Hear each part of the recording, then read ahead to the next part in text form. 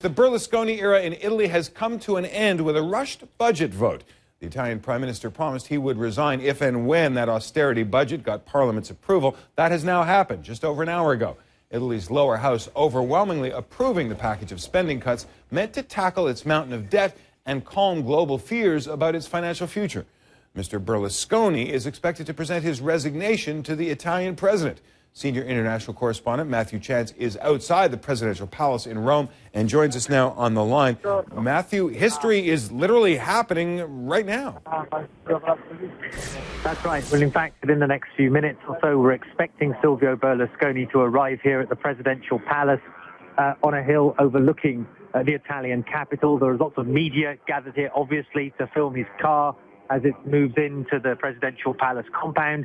But across the road, there are hundreds of protesters that have gathered in a spontaneous demonstration, it seems, to bid farewell, bid good riddance, perhaps, to Silvio Berlusconi. They're not supporters of Silvio Berlusconi. They're singing songs, celebrating the fact that he is coming here to submit his resignation, that the Berlusconi era in this country will tonight, we expect, come to an end. It's obviously not happened yet. The parliamentary vote over the course of the last hour or so was the trigger which allows Silvio Berlusconi to make good on his commitment to hand in his resignation.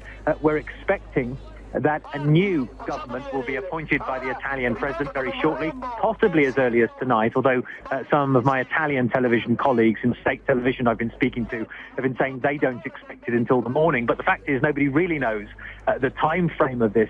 These are extraordinarily fast actions that have been taken by the Italian lawmakers, perhaps to demonstrate to the money markets in particular, but to Italians and the European Union as well, that they are serious about these reforms and that they can act quickly and decisively when they want to, Jonathan. Now, the presumption in all of this is that the austerity measures would pass, the new government would take over, and Italy would move forward into a rosier future. Let me ask you, if all of that is so clear, is it obvious that the new government will have an easy time being formed? Is it clear it will have an easy time getting support in Parliament? Is it clear that it will have an easy time actually imposing this austerity on the people of Italy?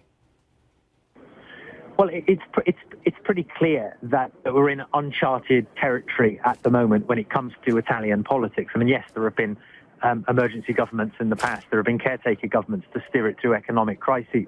But this is something different. The economic problems confronting Italy are dramatic. They're severe. The country has a huge debt, $2.6 trillion.